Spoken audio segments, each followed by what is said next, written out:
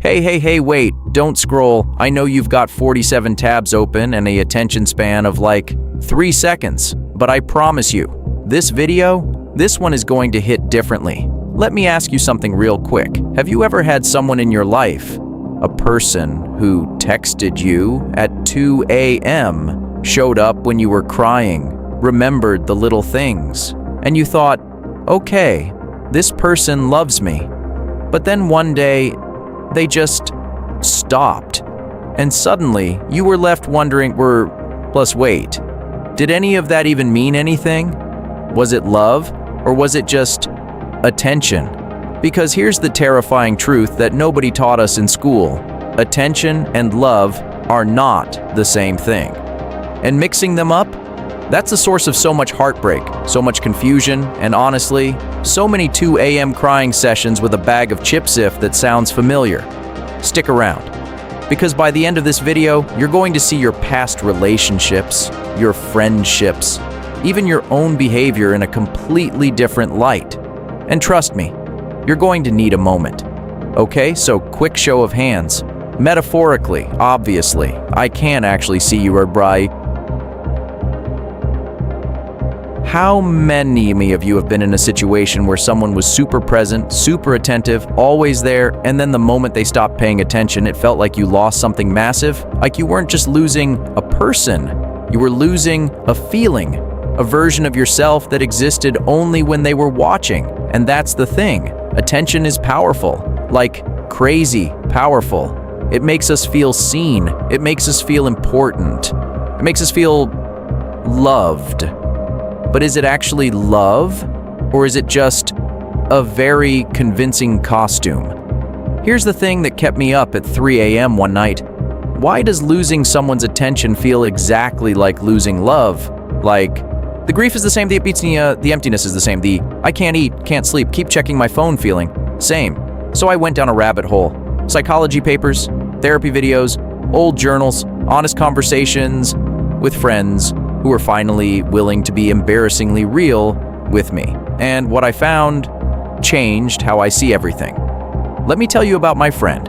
Let's call her Priya. Smart, funny, incredibly self-aware. The kind of person who would never fall for manipulation, or so she thought. She met this guy. He wasn't the most handsome, wasn't the richest, but he paid attention, like serious, focused, laser attention. He remembered she hated cilantro. He texted good morning every day. He asked about her mom's health. He made her feel like the most important person in the room. And Priya, she fell hard. She told me, for the first time in my life, I felt truly seen. Now here's where it gets interesting. 6 months in, something shifted.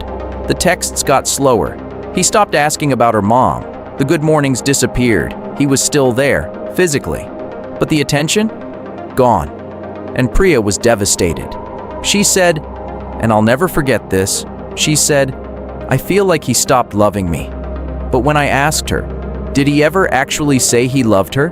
Did his actions ever go beyond just noticing her?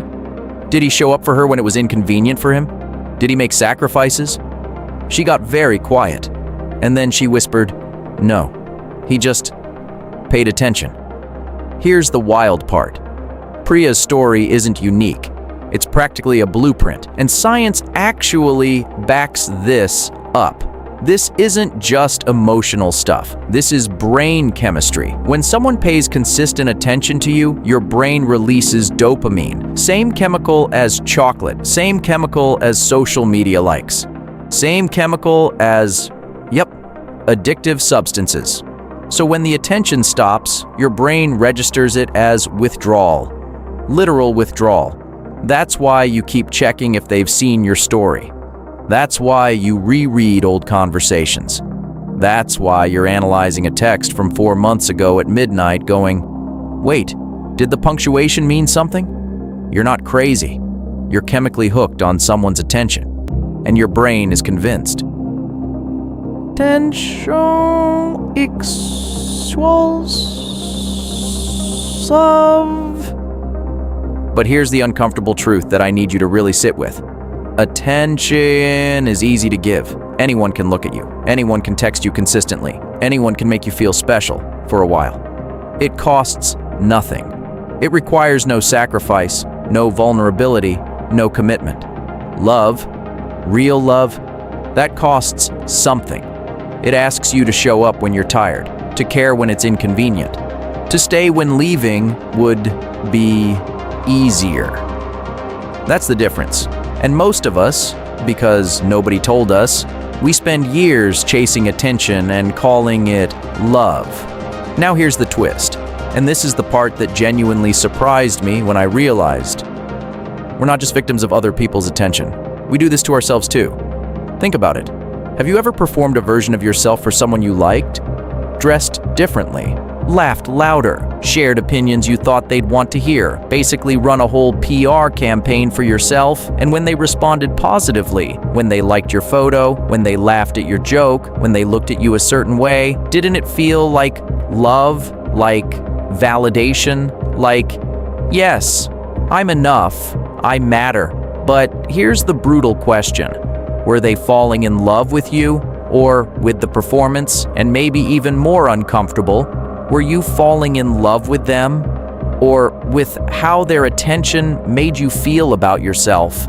Because a lot of the time, and I'm raising my hand here too, we don't want the person. We want the feeling. We want the confirmation. We want the mirror that shows us a beautiful version of ourselves. And when they stop holding up that mirror, we call it heartbreak. But maybe it's not heartbreak. Maybe it's ego ache, the loss of a reflection you were addicted to. Okay, so here's the big reveal. The thing I actually want you to walk away with today. There's nothing wrong with wanting attention. That's human. We're wired for it. Babies cry for attention. Adults post Instagram stories for attention. Your cat knocks things off the table for attention. It's universal. Don't feel bad about it, but the problem happens when we can't tell the difference between someone giving us attention and someone loving us. Because those two things can look identical on the outside. But they feel completely different on the inside once the honeymoon phase is over. So how do you tell the difference? 3 questions. Write these down. 1. Do they show up when there's nothing in it for them? Not when it's fun, not when they're bored, not when they want something from you, but when it's genuinely inconvenient, when you're not at your best, when helping you costs them something. 2. Does their attention make you feel safe or just seen? There's a difference. Feeling seen is a rush. Feeling safe is quiet. Love feels like rest. Attention feels like excitement. If you're always a little anxious, always wondering if today's the day they pull back, that's attention. Love doesn't keep you guessing like that. 3. Do they know the real you? Not the polished, funny, best angle version. The 8 a.m. bad breath, insecure, scared, petty sometimes version. And do they stay? Because attention is attracted to your highlight reel. Love shows up for the bloopers too. And most importantly, ask yourself this about your own behavior too. Because sometimes we're the ones giving attention and calling it love, and then wondering why no one ever feels truly loved by us. Want to end with something personal. There was a time in my life when I was genuinely starving for attention, and I didn't even know it. I would do things. Creative things, kind things, impressive things.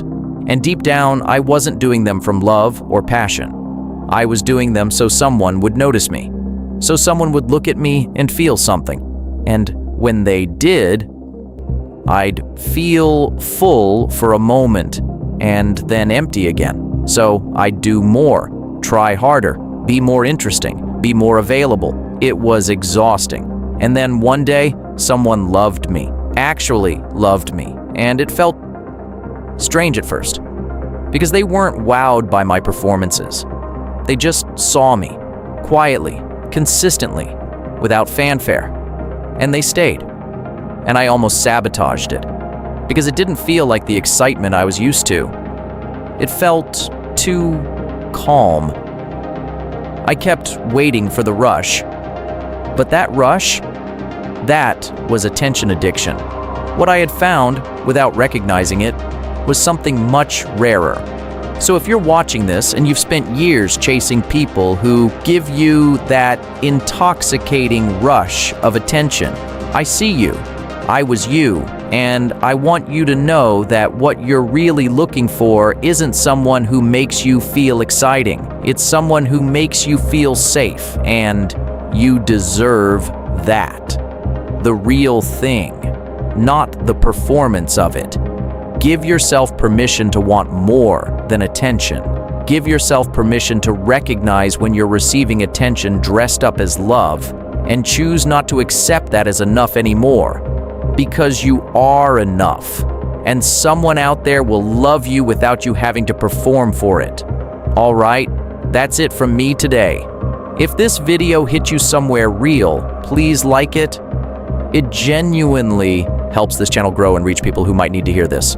And if you're not already subscribed, come on, become part of this little community we're building here. Every week we talk about the real stuff, the uncomfortable, honest, human stuff. Hit that subscribe button and the bell so you never miss it.